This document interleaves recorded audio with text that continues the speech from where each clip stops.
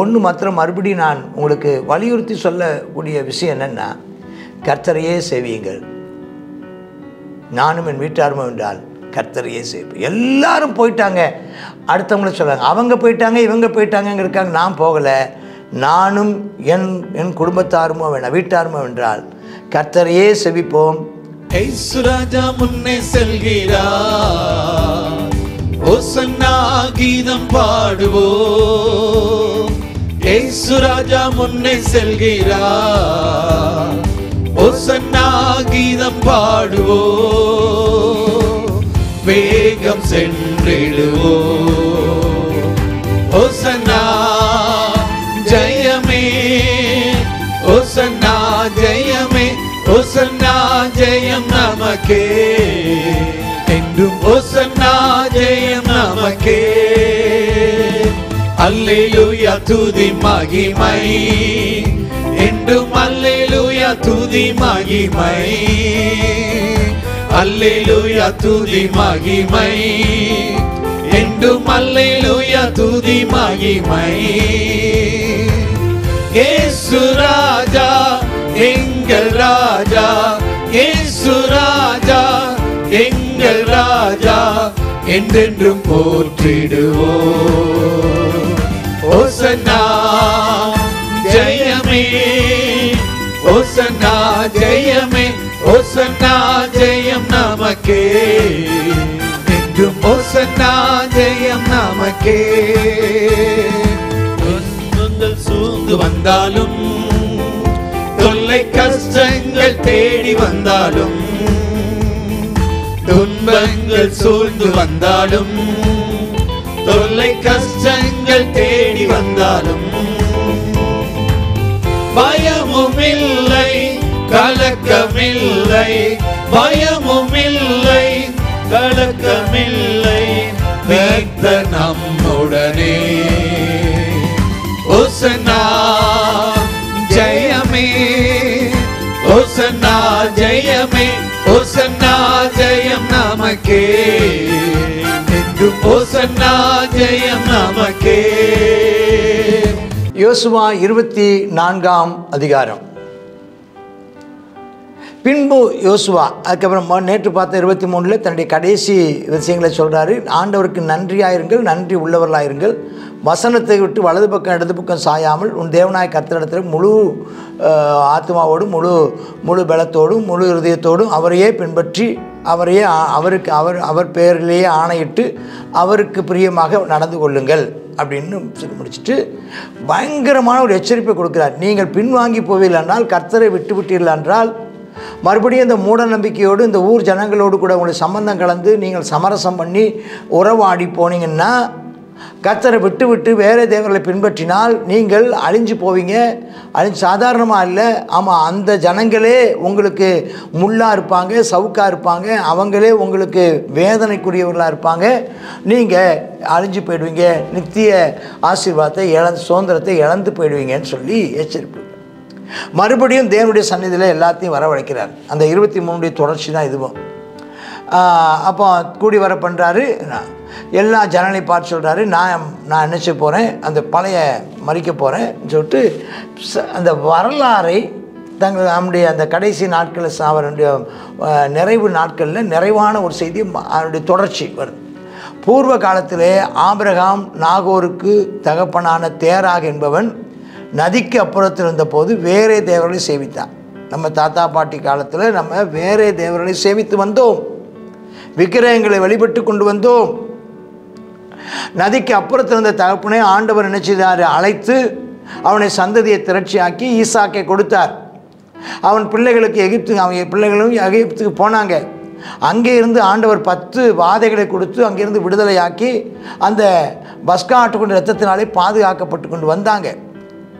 அப்படி வந்து அந்த எகிப்துக்கு வந்து அங்கே எகிப்தியர்களிலிருந்து புறப்பட்டு சமுத்திரக்கரைக்கு வந்தாங்க. அந்த எகிப்தியர் தொடர்ந்து வந்தபோது அந்த குதிரையும் ரதங்களும் அந்த குதிரை வீரரும் அவங்கெல்லாம் செத்து போனாங்க. கர்த்தர் அற்புதம் செய்தார். இதையெல்லாம் கண்டாங்க. வனாந்திரத்தில் 40 வருஷம் நடந்து வந்தபோது கர்த்தர் பாதுகாத்தார். எமோரியரின் தேசத்தை சொந்தமாக்கினார். அதற்கப்புறம் ஆண்டவர் என்ன செய்தாரா, பிலேயாமுடைய அவனுடையதான சாபத்தை கர்த்தர் ஆசீர்வாதமாக மாற்றினார். 11ஆம் வசனத்தில் இந்த ஏழு விதமான ஜாதிகளோடு அவங்க விரோதமாக யுத்தம் பண்ணார். அவங்களோட யுத்தம் பண்ணி அவங்க அந்த தேசத்தை உங்கள் கையில் ஆண்டவர் கொடுத்தார்.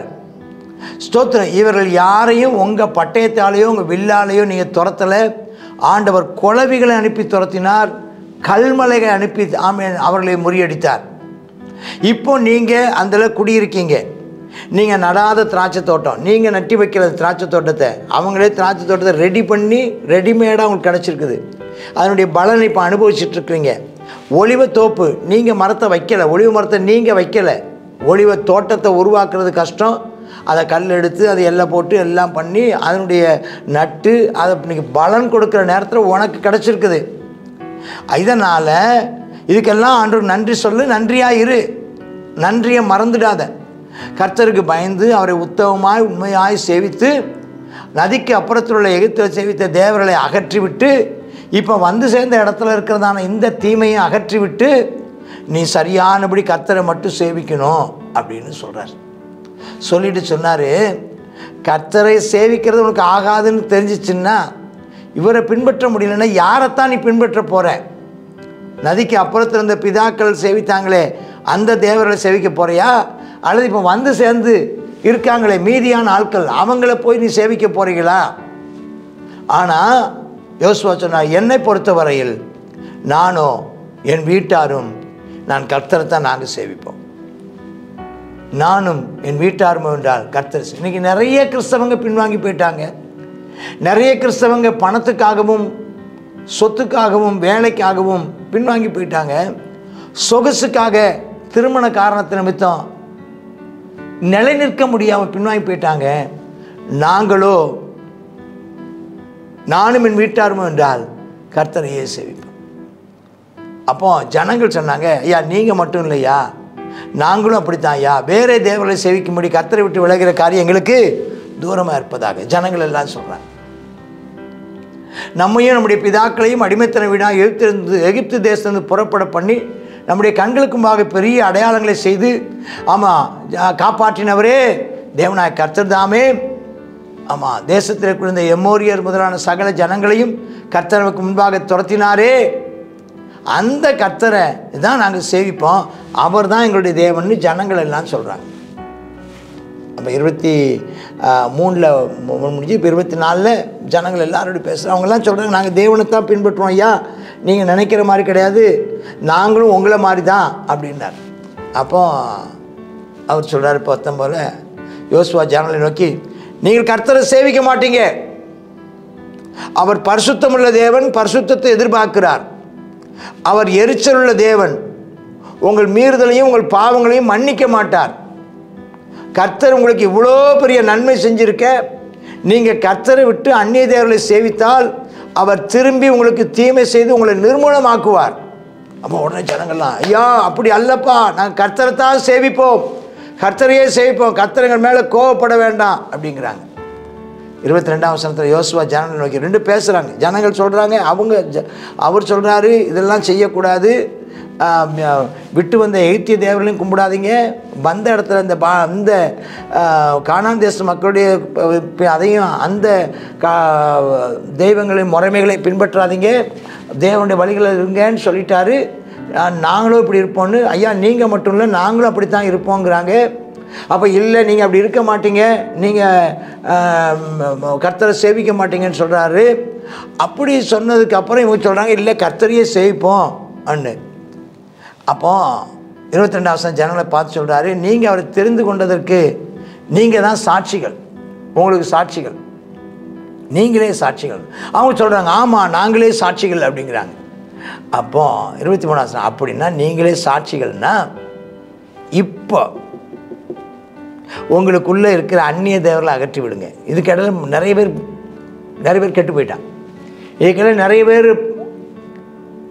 கல்யாணம் பண்ணிட்டான், சம்பந்தம் கலந்துட்டான்.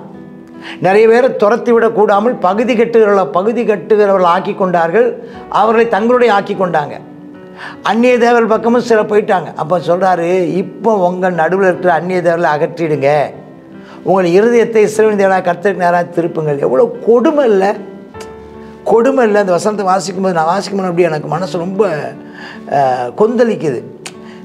இவ்வளோ அற்புதங்களை செய்த கர்த்தரை, இவ்வளோ அற்புதங்களையும் அடையாளங்களையும் பலத்த கையினாலும் ஓங்கிய புயத்தினாலும் இவ்வளவு அற்புதத்தை பெற்ற ஜனங்கள், வானத்தின் மன்னாவை புசித்தவர்கள், கண்மலையின் தண்ணீரை குடித்தவர்கள், பெரிய பாதுகாப்பை அனுபவித்தவர்கள், பெரிய பராமரிப்பை அனுபவித்தவர்கள், பெரிய யுத்தங்களை தேவனாலே ஜெயித்தவர்கள், ஒன்றுமில்லாமல் அடிமையாக கிடந்தவங்களுக்கு, அடிமைகளாக இருந்தவங்களுக்கு ஆமாம் இவங்க ராஜாக்களாக்கிட்டாரு, அவங்கள எல்லாம் எஜமான்களாக்கி சொந்த இடத்த கொடுத்துருக்காரு. இவ்வளோ செய்த ஆண்டவரை விட்டு திரும்பிட்டார். இப்போ ஜனங்கள் இயேசுவை நோக்கி நம்முடைய தேவனாய கர்த்தரை சேவித்து அவர் சத்தத்துக்கே கீழ்ப்படிவோம் அப்படின்னு இவங்க திரும்ப ஒரு மறுமொழி கொடுக்குறாங்க. அப்போ யோசுவா சொன்னார், சீகேமிலே, அங்கே தான் அந்த பகுதியில் தான் அந்த சீலோ அந்த பகுதி தான் இருக்குது, அந்த பகுதியில் உடன்படிக்கை பண்ணி நியாயப்பிரமாணமாக நியமமாக ஏற்படுத்தினார். இந்த வார்த்தைகளை யோசுவா தேவனுடைய நியாயப்பிரமாண புத்தகத்தில் எழுதி, எந்த வார்த்தையை, நாங்கள் இனி கிறிஸ்துவைத்தான் தேவனைத்தான் பின்பற்றுவோம், அந்நிய தேவர்களை பின்பற்ற மாட்டோம் எழுதி ஒரு பெரிய கல்லை எடுத்து அதை அங்கே கர்த்தருடைய பரிசுத்த ஸ்தலத்தின் கர்வாலி மரத்தை நீட்டி எல்லா ஜனங்களையும் பார்த்து, இந்த கல் நமக்குள்ளே சாட்சியாக இருக்க கிடவுது. ஏற்கனவே ஒரு சாட்சியின் கல் ஏத் அங்கே பார்த்தோம், இங்கே ஒரு பெரிய கல்லை வைக்கிறார். நம்மோடைய சொன்ன இந்த எல்லா வார்த்தையும் கேட்டது, நீங்கள் உங்கள் தேவனுக்கு ரொம்ப பொய் சொல்லாதபடிக்கு இது உங்களுக்கு சாட்சியாக இருக்க கிடவுது, நீங்கள் இப்போ உங்கள்கிட்ட இருக்கிறத அகற்றி விடுங்கள், இனி நீங்கள் போகாதீங்கன்னு சொல்லி முடிவு. அதுக்கப்புறம் எல்லாரையும் சுதந்திரத்துக்கு என்ன செய்யிட்டாரு, இந்த ஒரு சாட்சியை வாங்கி, நாங்கள் இனி எந்த காலமும் தேவனை விட்டு பின்வாங்கி போக மாட்டோம், அவர் வார்த்தையை விட்டு நாங்கள் விலக மாட்டோம், நாங்கள் அவரையே எங்கள் ஜீவனுள்ள நாளெல்லாம் நானும் எங்கள் வீட்டார் அனைவரும் தேவனையே பின்பற்றுவோன்னு தீர்மானம் பண்ணிவிட்டு அதுக்கு ஒரு சாட்சி பண்ணிவிட்டு சீக்கிரமில் ஒரு பெரிய கல்லை நாட்டி, இதுதாங்க சாட்சி, நாங்கள் இதை மாற மாட்டோன்னு ஒரு சத்தியாப்பிரமாணம் பண்ண மாதிரி, ஞானஸ்நான உடன்படிக்கை பண்ண மாதிரி பண்ணிவிட்டு போயிட்டார். இந்த காரியம் நடந்த பின்பு யோசுவா கர்த்தருடைய ஊழியக்காரன் 130 வயசுலனா செத்து போயிட்டார். திம்னாத் சேராங்கிற இடத்துல அவனை எல்லைக்குள்ளே அவனை அடக்கம் பண்ணுறாங்க. 31 உயிரோடு இருந்த சகல நாட்களையும் கர்த்தர் இஸ்ரவேல் செய்த அவருடைய கிரியைகள் யாவையும் அறிந்த யோசுவா பின்பு ரொம்ப காலம் உயிரோடு இருந்த மூப்பருடைய சகல நாட்களையும் இஸ்ரவேல் கர்த்தரை சேவித்தார்கள். இது ஒரு முக்கியமான வார்த்தைக்காக சொல்லணும். அது வரைக்கும் சேவித்தார்கள்னு இருக்கணும், நாட்களில் சேவித்தாங்க. இஸ்ரவேல் புத்திரர் எகிப்திலிருந்து கொண்டு வந்த யோசேப்பின் எலும்புகளையும் சீகேமிலே யாக்கோபு சீகேமின் தகப்பனா எமோருடைய புத்திரரின் கையில் 100 வெள்ளிக்காசு வாங்கினாரே அந்த இடத்துல அந்த யோசேப்புடைய எலும்பை புதைச்சாங்களாம். ஆரோனின் குமாரனாகிய எலெயாசாரும் மரணம் அடைஞ்சிட்டாராம். அவன் குமாரனாகிய பினகாசுக்கு எப்ராஹிம் மலைதேசர் கொடுக்கப்பட்ட மேட்டிலே அவனை அடக்கம் பண்ணாங்களாம். அப்போ ஆரோன் குமார் எலெயாசார் மரணம் அடைஞ்சிட்டாரு, அவன் பினகாசை என்ன செய்கிறான், அவனை அடக்கம் பண்ணான். இப்போ என்ன, யோசுவா மரித்து போனார், மோசே மரித்தார், யோசுவா மரித்தார், ஆரோன் மரித்தார், எலெயாசார் மரித்தார். அடுத்த புதிய தலைமுறை நியாயாதிபதி புஸ்தகத்துக்குள்ளே போகிறோம்.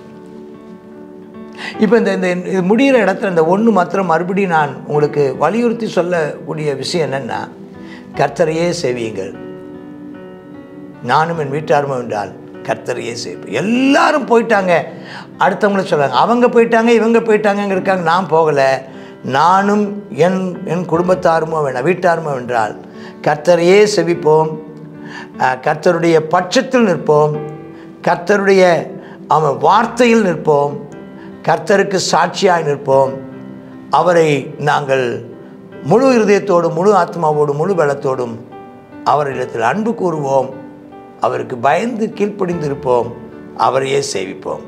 ஆமேன், ஆமேன். God bless you. யோசுவா 24வது அதிகாரத்தை பார்க்குறோம். இந்த 24வது அதிகாரத்தில் சொல்லுகிறதான வார்த்தை என்னன்னு சொன்னால், முற்காலத்திலே உங்களுடைய பிதாக்கள் என்ன செய்தாங்க, நதிக்கு அப்புறத்தில் வேறு தேவர்களை என்ன செய்தாங்க, சேவிச்சாங்க. அதிலிருந்து என்ன செய்தேன், நான் ஆபிரகாம் அழைத்து என்ன செய்தேன், நான் அவனை ஆசீர்வதித்து பெருக பண்ணேன். அது பிறகு என்ன செய்தோம், ஆமாம், நீங்கள் எகிப்துக்கு போனீங்க, எகிப்திலேருந்து அந்த செங்கடலை தாண்டி வருவதற்கு நான் அற்புதம் செய்தேன். எமோரியரின் ராஜாக்களை துரத்தி உங்களை என்ன செய்தேன், அங்கே குடியிருக்க பண்ணேன். பிழையாமையுடைய ஆசீர்வாதத்தை சாபத்தை என்ன செய்தேன், ஆசீர்வாதமாக நான் என்ன செய்தேன், மாற்றி கொடுத்தேன். அது மாத்திரம் இல்லை, 31 ராஜாக்களுக்கு அதிகமான ராஜாக்களை என்ன செய்தேன், உங்களுக்கு முன்பதாக நின்று துரத்தி விட்டேன். இதெல்லாம் பார்க்குறதானே நீங்கள் என்ன செய்யாதீங்க, பின்வாங்கி போயிடாதீங்க. இது திரும்ப திரும்ப அவர் சொல்லுகிற யோசுவா சொல்லுகிற காரியம். நீங்கள் கர்த்தரை சேவிக்காதிருந்தால் நீங்கள் யாரை சேவிப்பீர்கள் என்று சொல்லி இன்றைக்கே நீங்கள் என்ன செய்யுங்க, தீர்மானம் பண்ணுங்க அப்படின்னு சொல்லிட்டு யோசுவா சொல்லுகிறார். நானும் என் வீட்டாரும் வென்றால் கர்த்தரையே சேவிப்போம் அப்படின்னு சொல்லுகிறார். இந்த நாளில் அவர் எதிர்பார்க்கிற விஷயம், தேவன் எதிர்பார்க்கிற விஷயம், கர்த்தருக்கு பயப்படணும், அவர் உத்தமமாய் பின்பற்றணும், உண்மையாய் அவரை சேவிக்க கர்த்தர் நமக்கு அனுக்கிரகம் செய்யும்படியாக ஜெபம் பண்ணுவோமா? அப்பா ஸ்தோத்திரம் ஆண்டவரே, இந்த நாளிலும் கர்த்தாவே நாங்கள் உண்மை கர்த்தா உத்தமமாய் பின்பற்ற எங்களுக்கு கிருபை தாங்க. உமக்கு பயந்து நடக்க உதவி செய்யுங்க. உண்மையாய் உண்மை சேவிக்க அனுக்கிரகம் செய்ய வேண்டுமாய் ஜெபிக்கிறோம். கர்த்தாவே வழி விலகிற வேண்டியதான வழிகளை நீர் வெறுக்கிற தேவன் ஆண்டவரே. ஆமென் அப்பா. கர்த்தா உத்தமமாய் நடக்கிறவர்களே உமக்கு பிரியம் என்பதை நாங்கள் பார்க்கிறோம் கர்த்தாவே. அப்பா ஸ்தோத்திர ஆண்டவரே, எங்களுடைய முற்பிதாக்கள் உமக்கு கோபமூட்டின ஜனங்களாக இருந்தாங்க ஆண்டவரே. அப்பா ஸ்தோத்திர எகிப்தில் உள்ள ஜனங்கள் கர்த்தாவே அப்பா அந்த அருவருப்புகளை சேவித்தார்கள் என்று சொல்லி பார்க்கிறோம். தேவனே, இந்த நாளில் நானும் என் வீட்டாருமோ வென்றால் கர்த்தராகிய உண்மையே சேவிப்போம் என்று சொல்லி நாங்கள் உறுதி கூறுகிறோம். கர்த்தா எங்களுடைய விசுவாசிகள் எல்லாரும் குடும்பமாய் ஆராதிக்கணும்ப்பா. ரட்சிக்கப்படாத நபர்கள் அவர்கள் வீட்டில் இருந்தால் அவர்கள் மனம் திரும்பத்தக்கதாக நீர் கிரியை செய்ய வேண்டுமாய் ஜெபிக்கிறோம். இயேசுவே ரட்சிப்பை நீர் ஏற்படுத்த வேண்டுமாய் ஜெபிக்கிறோம். கர்த்தாவே உம்மாலாகாத காரியம் ஒன்றும் இல்லையப்பா, நீர் ரட்சியும். கர்த்தாவே அப்பா உம்மாலாகாத காரியம் ஒன்றும் இல்லை, நீர் விடுவித்தருளும். ஆமென். உமக்கே கர்த்தாவே அப்பா சேவித்து நடக்க, உமக்கே பயந்து நடக்கிற கிருபையை ஒவ்வொரு விசுவாச குடும்பங்களுக்கு தந்தரள வேண்டும் என்று இந்த வேளை வேண்டிக் கொள்கிறோம். இயேசுவின் நாமத்தில் ஜெபிக்கிறோம் நல்ல பிதாவே. ஆமென். ஆமென்.